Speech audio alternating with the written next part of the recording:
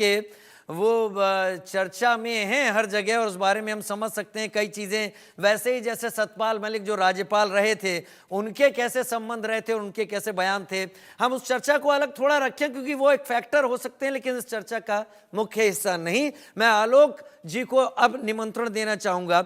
आलोक जी, मैं इससे पहले कि आप पर आऊँ, अभी जो सैफ भाई ने कहा कि दादागिरी शब्द का इस्तेमाल किया, क्योंकि हम न्यूज़ चैनल हैं, हम उन बातों पर जाएंगे जो मल्लिकार्जुन जी ने कहा। मैं वो बड़ी खबर आपके सामने रखना चाहूँगा, इसका एक एक शब्द वही है जो मल्लिकार्जुन जी खड़गे ने कहा है। मैं बड़ी खबर दिखाना चाहूँगा पहले, फिर आलोक जी आपके पास आऊँगा। बड़ी खबर ये है इस वक्त कि कांग्रेस के अध्यक्ष योगी आदित्यनाथ पर मल्लिकार्जुन खड़गे जी का विवादित बयान सामने आया।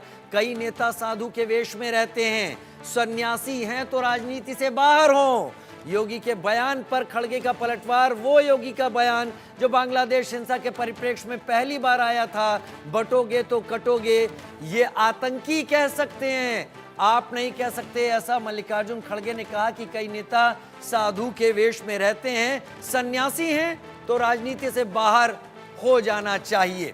आलोक जी, मुझे याद आता है एक दौर जब कांग्रेस पार्टी, और इनकार नहीं करेगी कि कांग्रेस पार्टी के कई नेता इस बात को अच्छी तरीके से जानते होंगे जो पुराने राजनेता हैं, चंद्रास्वामी का किस तरीके का असर हुआ करता था कांग्रेस पार्टी पर, वो भी एक साधु ही थे।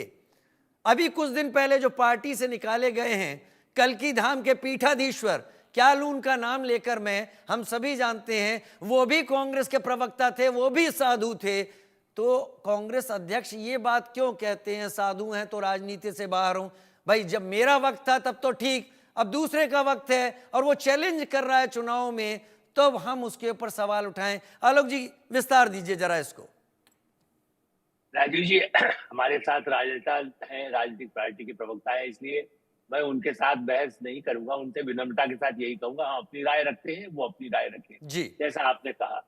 और इसलिए आपने जो बात कही चंद्रास्वामी ने, उससे पहले डॉक्टर शंकर दयाल शर्मा, तब तो खड़गे जी जरूर पार्टी में रहे हैं, वो पुराने हैं, 82 उनकी एज है, शायद सैफ भाई नहीं हो तो रिकॉर्ड में देख लीजिएगा। शंकराचार्य जो स्वरूपानंद जी थे उनके साथ, बल्कि मैं शंकराचार्य शर्मा के साथ ही गया था विमान से भी, तो जैसे उनके पास जाना, वो उनसे आशीर्वाद, उनसे कैसे आशीर्वाद मिले और उसके बाद पार्टी को, देश को कितना फायदा हो, इस तरह के कितने ही, आपने उनको कहा चंद्रास्वामी यज्ञ करवाते थे नरसिंह राव, और चलिए वो पुरानी बातें, हो सकता खड़गे जी को याद ना हो, उम्र का तकाजा है, लेकिन मैं तो ये कहूंगा कि दिग्विजय सिंह उनके साथी हैं। सैफ भाई जरा रिकॉर्ड देखिएगा, उन्होंने अपने मंत्री बना दिए थे बाबा, जो बिल्कुल फ्रॉड आधे रहे हैं, मतलब मैं अब उनको लिए भी यही कहूंगा। यहाँ तो ये राक्षस कह रहे, मैं कह रहा हूँ गलत लोगों को भी यदि आप कह दे कि ये बाबा है और इसको अपने मंत्री का दर्जा दे दिया, मंत्री मतलब कैबिनेट रैंक का दर्जा है, पार्टी में ही इसका विरोध होता रहा। लेकिन वो दिग्विजय सिंह कितना पूजा पाठ करते हैं, कितना उन लोगों का सहारा लेते हैं। मोनी बाबा को आप नहीं मिले होंगे, उज्जैन के वो थे, उनके पास जाते थे। अर्जुन सिंह, उन्होंने कह दिया रात को पानी में खड़े रहो, तो पानी में खड़े रहे प्रधानमंत्री बनने के लिए। तो कांग्रेस की तो मैं पूरी सूची गिरा सकता हूँ, किन ज्योतिषियों के पास, किन पंडितों के पास, किन भगवाधारियों के पास, फिर उनसे फरमान, तो इसी तरह शाही इमाम के साथ, अभी जाओ मस्जिद का नाम लिया, पुराना छोड़ दीजिए राजीव जी, अभी तत्काल की बात कर रहा हूँ, आज की।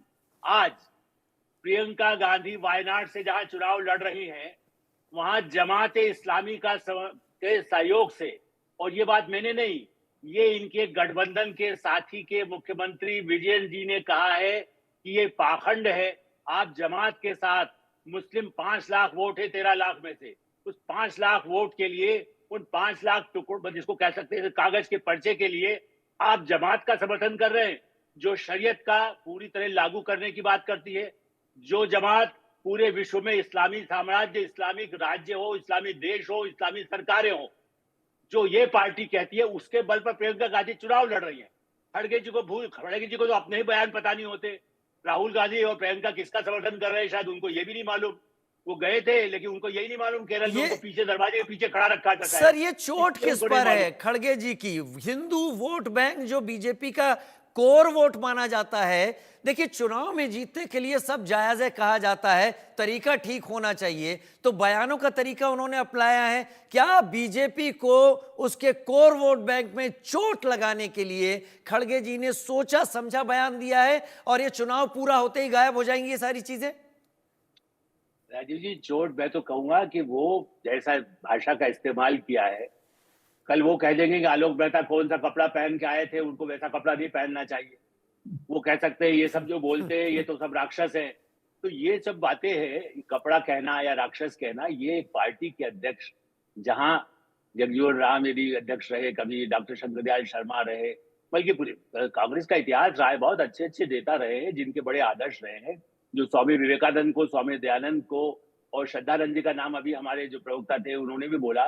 तो ऐसा है कि इन सब का इतिहास को कहाँ खड़गे साहब को फुर्सत है, भ्रष्टाचार के मुकदमे से लड़े हैं, आपने कहा उनको उनका ठिकाना, वो अपने पैरों पर कुल्हाड़ी मार रहे हैं।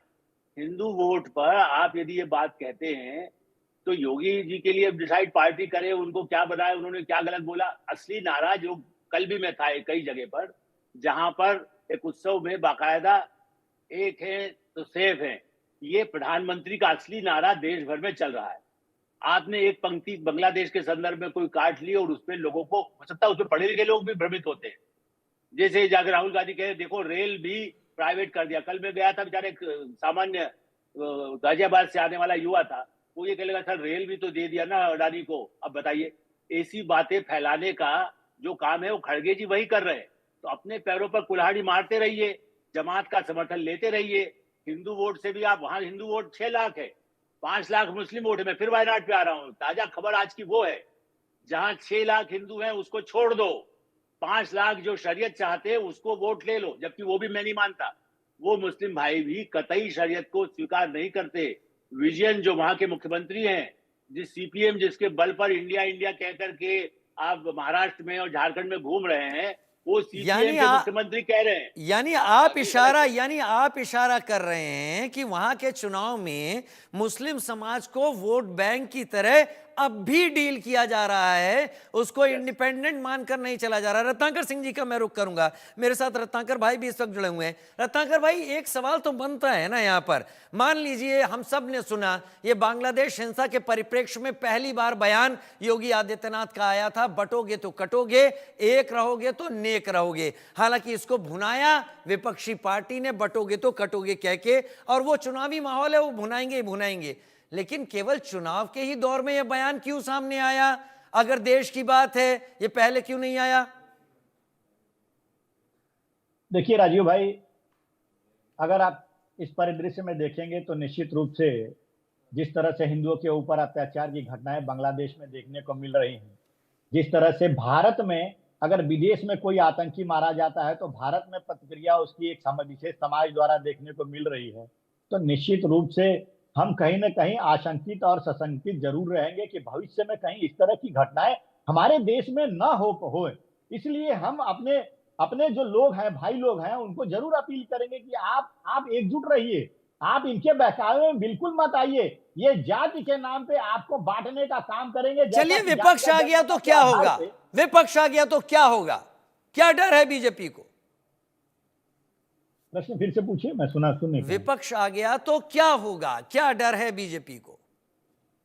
नहीं, इस तरह की अगर लोगों को एक दूसरे से तोड़ने की राजनीति अगर विपक्ष करेगा तो निश्चित रूप से ये हमारा कर्तव्य बनता है कि हम अपने देश की अखंडता और संप्रभुता को बनाए रखने के लिए, ये अपने देश को एकजुट एक साथ सभी को लेकर चलने के लिए हम इस तरह के वक्तव्यों का खंडन जरूर करेंगे।